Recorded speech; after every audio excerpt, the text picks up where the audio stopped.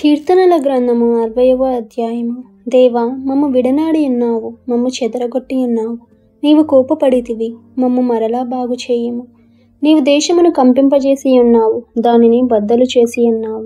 అది వణుకుచున్నది, అది పడిపోయిన చోటులు బాగు చేయుము. నీ ప్రజలకు నీవు కఠిన కార్యములు చేసితివి, తూలునట్లు చేయు మద్యమును మాకు త్రాగించితివి. సత్యము నిమిత్తము ఎత్తి పట్టుటకై నీ యందు భయభక్తులు గల వారికి నీ ఒక ధ్వజమునిచ్చి ఉన్నావు. నీ ప్రియులు విమోచింపబడినట్లు నీ కుడి చేత నన్ను రక్షించి నాకు ఉత్తరమిమ్ము. తన పరిశుద్ధత తోడని దేవుడు మాట ఇచ్చి ఉన్నాడు. నిన్ను ప్రహర్షించెదను, షెకేమునకు పంచిపెట్టెదను, సుక్కోతు లోయను కల్పించెదను.